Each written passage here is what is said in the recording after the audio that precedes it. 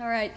Good afternoon. It's great to see so many familiar faces here today to honor our inductees and to help keep me from rambling and to try to give Alicia here the recognition she deserves. I've prepared a script, so basically just help me get through it. So if you will, please bear with me.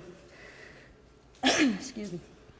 As the Wylie High softball coach for the last 13 years, I have seen many exceptional athletes pass through the halls of WHS, quite a few that are sitting here in this room. Today, I have the honor and privilege to introduce to you one of the most outstanding individuals to ever wear a Pirate softball jersey, a tremendous athlete, but an even more remarkable young woman. In her years at Wylie High, Alicia spent the majority of her time leading her team from the circle. She was a 4-year varsity letterman, but an injury her senior year caused her to miss more than half of the season. Yet even with the missed games, she still fanned 567 batters and earned a record of 49-17 over the course of her career as a Pirate. In addition to her solid defense, at the plate she hit for both power and average, putting her at the top of numerous offensive categories. She was a vital part of our program's second ever district championship, our continuous run in playoff appearances, and our second ever area championship. In both her junior and senior years, we had the misfortune of facing powerhouse Garland in the bi-district round of playoffs.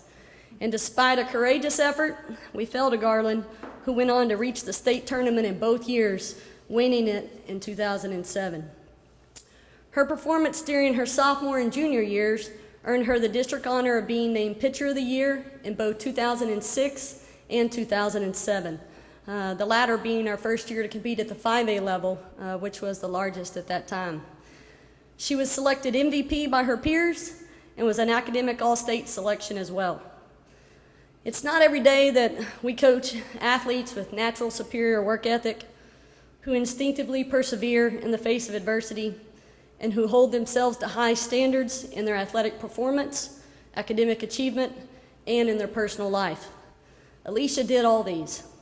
To her team and to her peers, she was an example of what it looked like to live with great passion, to be self-motivated, and to stay focused on goals. Her demeanor on the field became one of poise, but she was a very fierce competitor. One moment I'll never forget happened during one of our games of the Ennis tournament, and she was pitching, and no sooner had she released the ball when it came right back at her. It actually hit her right in the forearm, and instantly it gave her a knot the size of a tennis ball. And of course, we rushed to the mound, and we had barely begun to examine her arm, and already through clenched teeth, she was saying, "Give me the ball, just give me the ball."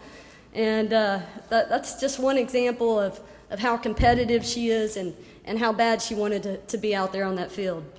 From WHS, she went on to attend East Texas Baptist University, where she earned numerous honors, including all ACS second team pitcher, frequent ACS pitcher, hitter, and utility player of the week selections, as well as being designated to the all-tournament team for the ACS conference, regional, and national championship tournaments. In her last year on the diamond, she did what many young softball pitchers dream of one day doing themselves. She held down the circle as her team won the program's first ever NCAA Division III national championship. As proud as I'm sure Alicia is of these accomplishments, I know that today her greatest delight is in playing mom to Talon along with her husband Jeremy. Family is very important and special to her, and joining her here today along with her husband are her parents, James and Mary Wright, her sister Heather, was supposed to be but didn't show up, and her grandparents, Huey and Sue Wright. She also has 2 brothers, Taylor and Brody, who are unable to attend. Coaches love it when they have an athlete of her caliber, but to me, what was even more impressive was Alicia's hunger to learn and improve, how she grew mentally over the years, and the young woman of exceptional character and faith that she is today. Just as it did while leading our Pirate softball team, her personality shines with enthusiasm, her compassion is limitless, her tenacity is relentless, and her smile is contagious. So without further ado, please join me in recognizing one of this year's inductees From the Wylie High class of 2008, Mrs. Alicia Wright Seaton.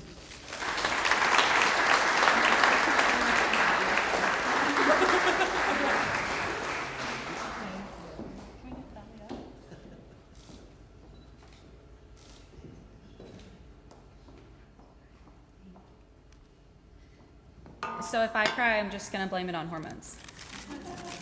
I do want to say thank you. Many of the people in the Hall of Honor, I'm pretty sure y'all have known me since I was in diapers, and it's been really fun for y'all to be a part of the journey as well. For as long as I can remember, Wylie athletics have been a part of my life. I can still laugh when my grandma and grandpa tell stories of how Wylie sports were back in the day, even before AMO. Growing up, I would attend different sporting events in Wylie with my dad, and we would always sit with his friends. I would get to hear about the good old days, of course, how AMO started, and just all of the memories that they had from that point on. I could not wait to grow up and be a Wylie Pirate. I wanted to be a part of something special just like my dad. Eventually, my day did come, and I could not have been more excited to be an official Wylie Pirate softball player. My time as a member of the Wylie softball team was a special time in my life that I wish I would have cherished more.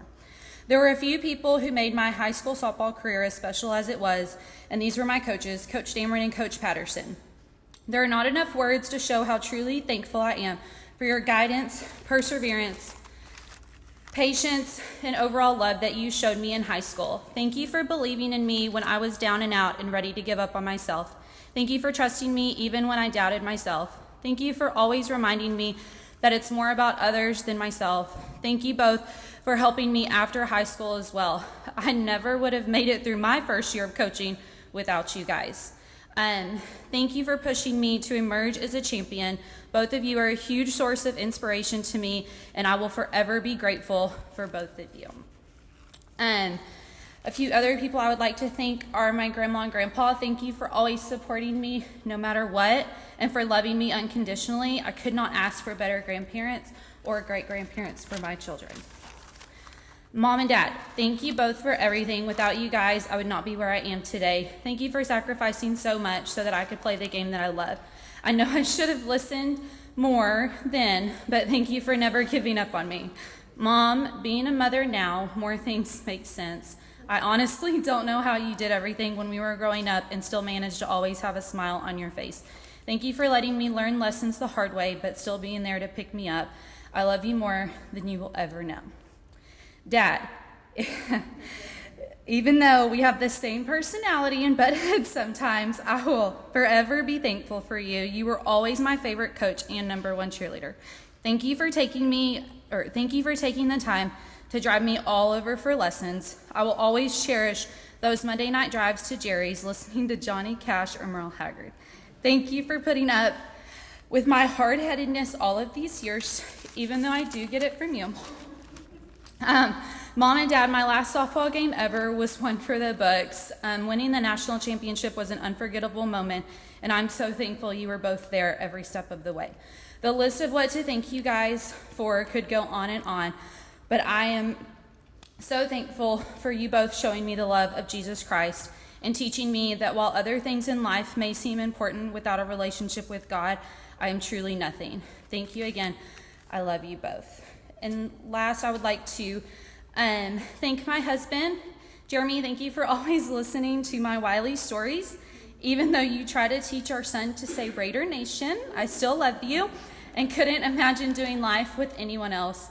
It is such an honor to be up here today, surrounded by family, friends, and other remarkable people from Wylie. I am so blessed, and thank you all.